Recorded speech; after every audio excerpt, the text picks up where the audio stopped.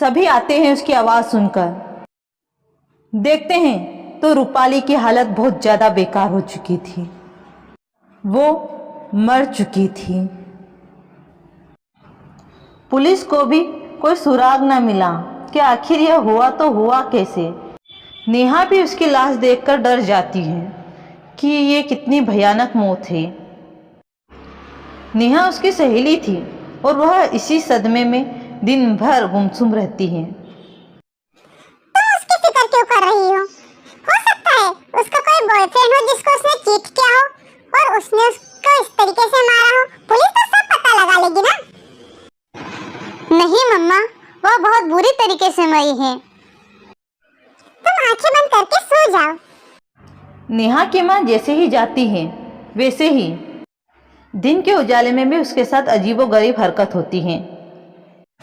नेहा डर के कारण चीख उठती है। तभी उसकी माँ और भाई आते हैं। क्या हुआ? मुझे बहुत डर लग रहा है, बहुत अजीब लग रहा है। देखो वो फोटो फ्रेम बिना किसी हवा के जमीन पर गिर गई। अरे नेहा, तुम रूपाली की लाश देखकर बहुत ज्यादा डर गई हो और ऊपर से तुम हॉरर मूवी देखती हो। इन सभी का नतीजा है कि तुम इतना डर गई हो। नहीं दीपक, मुझे लग रहा है अब मेरी बारी है। क्या पागलों वाली बात कर रही हो? ऐसा करो, तुम म्यूजिक सुनो, इससे तुम्हारा मन शांत हो जाएगा। नेहा को भी वही अजीबोगरीब गाना सुनाई देता है।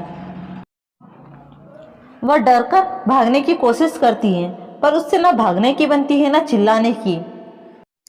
और फिर वही हो जाता है जिसका उसे डर था। अगले दिन पुलिस दीपक के घर पे। आखिर ये सब हो कैसे सकता है? कोई इतनी बेरहमी से किसी को कैसे मार सकता है?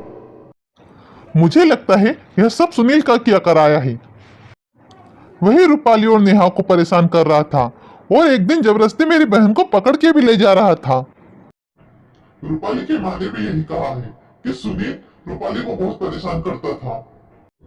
बस उसके खिलाफ एक सबूत मिल जाए, फिर हम उसे उसकी की सजा जरूर देंगे।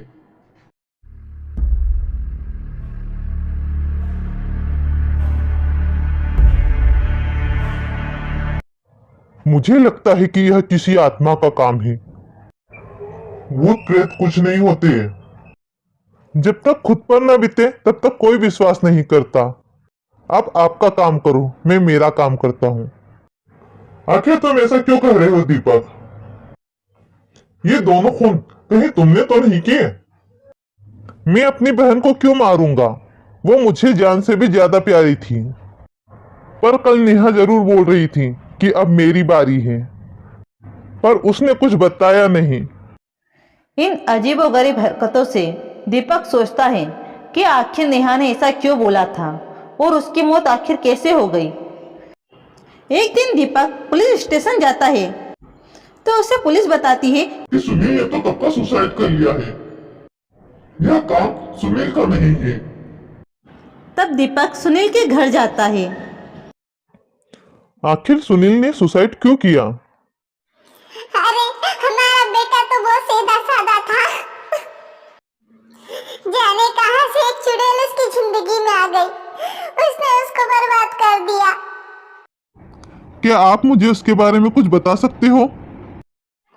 अरे रूपाली नाम की एक लड़की यूट्यूबर बनना चाहती थी। मेरा बेटा सुनील भी यूट्यूब पर काम करता है।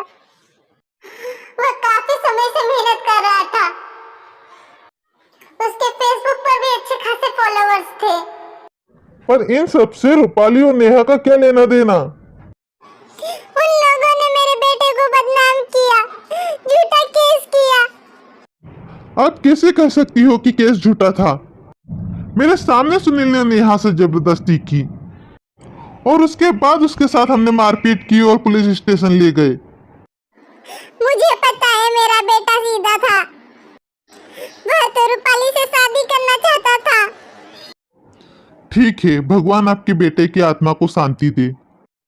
यह सब बोलकर दीपक राहुल के घर चला जाता है और राहुल को बताता है कि सुनील ने सुसाइड कर लिया है।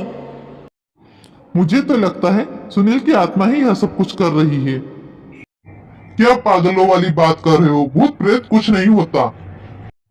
तो हमारी बहनों की और किसी से क्या दुश्मनी थी? सुनील ही था जो उनके पीछे पड़ा हुआ था।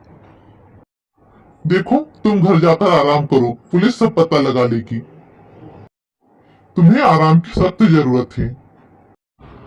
पर दीपक के मन को चैन न मिला। वह घर जाकर भी काफी बेचैन हुआ और उसके साथ भी बहुत ही अजीब और गरीब हरकतें होने लगी।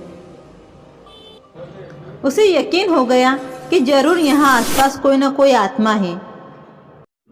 अगली सुबह वह फिर से सुनील के घर जा पहुंचा। क्या आप मुझे और कुछ बता सकती हो कि आखिर रूपाली और नेहा ने कैसे सुनील की जिंदगी खराब करी? मुझे जहां तक पता है सुनील ही उन्हें परेशान कर रहा था। आखिर वो सुनील के साथ क्यों बुरा करेंगे?